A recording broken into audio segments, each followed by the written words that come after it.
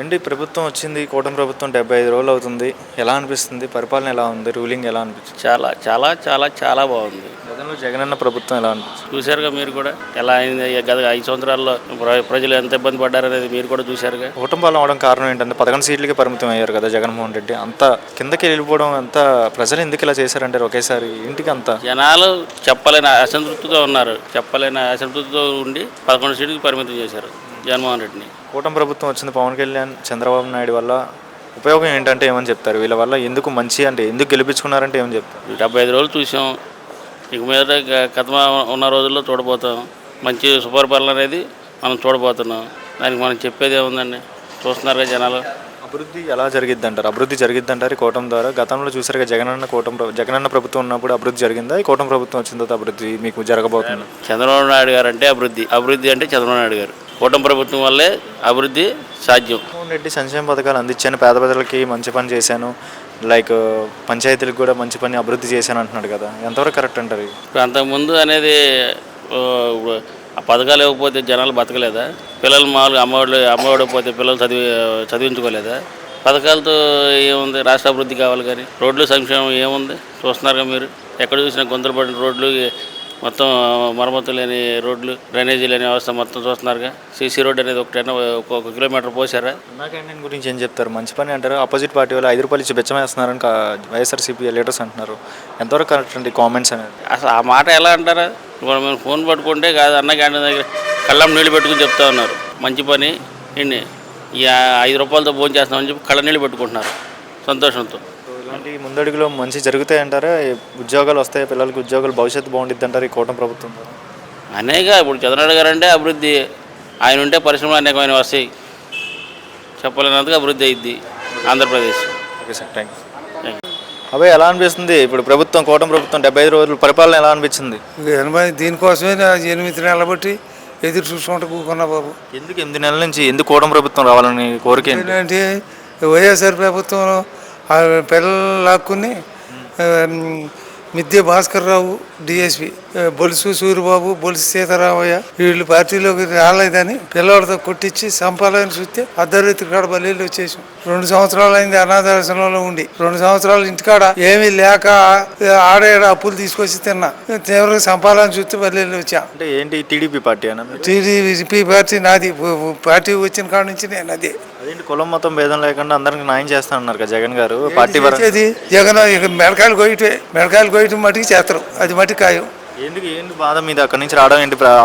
అనాథ శరణాలయం భూమి మొత్తం వాళ్ళు లాగేసుకుని పిల్లకి ఇచ్చింది ఎకరా 8 చెట్లు కూడా లాగేసుకుని మొత్తం వాళ్ళే పండించుకుంటా అసలు మీకు ఉండటానికి వెళ్ళలేదు, అది ఇది చంపుతాం అని రోజు కొట్టడం పనే. అది మరి కూటమి ప్రభుత్వం ద్వారా మంచి జరిగిద్దని నమ్మకం ఉందా? అభివృద్ధి జరిగిద్దని? కానీ ఇది 7వసారి ఇక్కడ రావటం. ఉండవెళ్ళి 6 సార్లు వెళ్ళా. ఈ 11,000 పెన్షన్ వచ్చిన కాడ నుంచి కూడా ఇదే తిరుగుడు. నాకు ఆ డబ్బులు ఈ ఆడితో అయిపోతున్నాయి. అది ప్రజా దర్బార్ పెట్టి ప్రజల్లోకి లీడర్లు వస్తున్నారు కదా, మీకు మంచి చేస్తారా? ఉపయోగం ఉందా వీళ్ళకి? చేస్తారనే నమ్మకంతో ఇక్కడికి వచ్చి కూకునేది. మొన్న వచ్చే శనివారం నాడు ఇవాళ మళ్ళీ భాషా గారేమో అపాయింట్మెంట్ ఇస్తారు రమ్మన్నారు, వచ్చాం. అది క్రియేట్ అవుతున్నారు, వెంటనే పట్టుకొని చెప్తున్నారా ఎక్కడెక్కడ ఏం జరుగుతుంది మొత్తం చెప్తున్నారు ఇక్కడ ప్రజా దర్బార్లో? చెప్తున్నారు సార్. ఎలా అనిపిస్తుంది సార్ కూటమి ప్రభుత్వం వచ్చింది, ప్రజా దర్బార్ పెట్టి ప్రజల్లోకి లీడర్స్ వస్తున్నారు, మీ వరకు ఎలా అనిపిస్తుంది? మమ్మల్ని రాసిమన్నారు, అర్జీ రాయించడం. మాకు వైసీపీ ప్రభుత్వంలో కబ్జా చేసినారు, ఒకటి ఆన్లైన్ చేయలేదు. ఆ రెండింటి గురించి ఇచ్చినాము. కలెక్టర్ గారితో కూడా ఇప్పుడే మాట్లాడినారు. వీళ్ళు డీజీపీ ఆఫీస్లో మాకు అన్యాయం జరిగింది మంగళగిరిలో. వాళ్ళు వచ్చి ఎఫ్ఎస్ఎల్లో మోసం చేసినారు, వాళ్ళు వచ్చి మేనేజ్ చేసుకున్నారు. దాని గురించి రికార్డు కూడా ఇచ్చి వచ్చినారు. ఎలా అనిపిస్తుంది కూటమి ప్రభుత్వం వచ్చింది ప్రజా దర్బార్ పెట్టి ప్రజల్లో ఇలా ఉండడం మంచి పని అంటారు? ఎలా? మంచి పనే, అది జరిగితే మనకు శ్రేయోభిలాషిగా మన సహాయం చేసినట్లు. జగన్ ప్రభుత్వంలో కబ్జాలు జరగడం ఏంటి? అప్పుడు మంచి పాలన జరిగిందని జగన్ గారు అంటున్నారు. ఏమో మాకు మాత్రం జరిగింది, మాకు అన్యాయం జరిగింది కాబట్టి మేము అన్యాయం జరిగిందని చెప్తాను. కబ్జాలు అనేది మీరే కాదు 10 మంది పైన చెప్తున్నారు కబ్జాలు జరిగినాయి. అది వరకు మాకు జరిగింది. 12 సెంటు భూమి పోయింది, 4.5 ఎకరాది పంట భూమిది పట్ట ఆన్లైన్ చేయలేదు, రికార్డ్ అంతా ఉంది. కోర్టు యాక్షన్లో కొన్నాము. 2,000 రూపాయలకు 1975లో కొన్నాము, ఈ రోజుకి ఇవ్వలేదు. అది విషయం. అందుకని చెప్పుకొని వచ్చినాం. గెలిపించుకున్నారు కదా కూటమి ప్రభుత్వాన్ని, అభివృద్ధి పరంగా ఎలా ఉండబోతుంది అంటారు? యాజ్ ఏ సర్వీస్ పర్సన్గా మీరు ఏం చెప్తారు? వీళ్ళు ఈ అర్జీలు తీసుకొని దానికి న్యాయం చేకూరిస్తే బ్రహ్మాండంగా ఉంటుంది. మరి మీరు ఎక్కడ సార్ ఉండేది? మేము తిరుపతి. తిరుపతిలోకి ఎలా తెలిసింది సార్ ప్రజా దర్బార్ ఇక్కడ పెట్టారని? తిరుపతిలో నుంచి మీకు ఎలా తెలిసింది ఇక్కడికి? టీవీలో అడ్వర్టైజ్మెంట్ ఇచ్చిన్నారు కదా, మేము గెలిచినాం కాబట్టి కూటమి ప్రభుత్వం ద్వారా మీ కష్టాలకు మేము సహాయంగా ఉండి మేలు చేస్తామన్నారు. అందుకని వచ్చినాం అంత దూరం నుంచి కూడా. గతంలో ఏ గవర్నమెంట్లోనే చూసారా జగన్ పరిపాలనలో ఇలాంటి ప్రజా దర్బార్ ఏమైనా పెట్టారు గతంలో ఎక్కడైనా? మాకేం తెలియదు, వాళ్ళే చేస్తున్నారు, మాకేం చేయలేదు. ఇప్పుడంతా ఇక్కడైతే బాగానే జరుగుతుంది. బాగానే జరుగుతాం అండి. ఎలా అనిపిస్తుంది? ప్రజా దర్బార్ పెట్టారు కదా ఈరోజు, ప్రజా దర్బార్లో ప్రజలు వస్తున్నారు కదా, సో లీడర్స్ కూడా ప్రజల్లోకి వస్తున్నారు, ఎలా అనిపిస్తుంది? ప్రజా దర్బార్ సూపర్గా ఉందండి, బ్రహ్మాండంగా ఉంది. అందరి సమస్యలు కూడా పరిష్కారం బ్రహ్మాండంగా చేస్తున్నారు. అన్ని సౌకర్యంగా జరుగుతున్నాయి, మాకు సక్రంగా ఉందండి.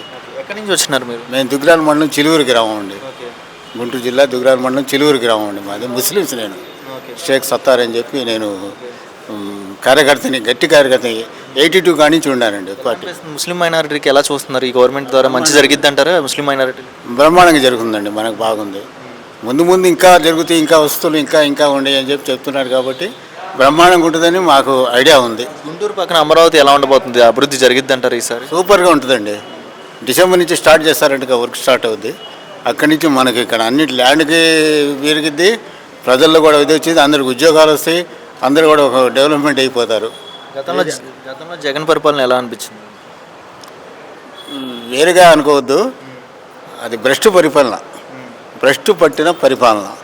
అసలు ముస్లిమ్స్ గురించి ఆయన పట్టించుకున్న పాపాల పోలే ఏ రోజు కూడా, ఏ కాళ్ళు కూడా. అంటే వేరే విధంగా చెప్పడం కాదు, నా వరకు వచ్చిన ఆలోచన అది, నాకు వచ్చిన అభిప్రాయం అది. నాకు 77లో మన ప్రభుత్వమే బ్రహ్మాండంగా చేసింది. మంచి జరిగిద్ది అంటారు. ఈ రాష్ట్రాన్ని మంచి అభివృద్ధిలో తీసుకెళ్తాడు చంద్రబాబు? 100% అండి, 100%. కాదుకోసం అప్పుల్లో ఉంది, ఆలస్యంగా దాన్ని దిద్దుకుంటాడు ఈయన గారు. నా క్యాంటీన్ ఓపెన్ చేసరికి ఎలా అనిపిస్తుంది నాన్న? సూపర్గా ఉందండి, ప్రజల్లో మంచి ఇది వచ్చి, ఆ ప్రజాదరణ బాగా వచ్చిందండి, దాని గురించి బ్రహ్మాండంగా వచ్చింది.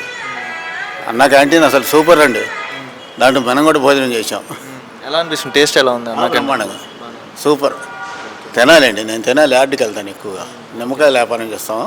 యార్డుకి వెళ్ళినప్పుడు ప్రత్యేకంగా కావాలని మన భోజనం అని చెప్పి నేను తిన్నాను.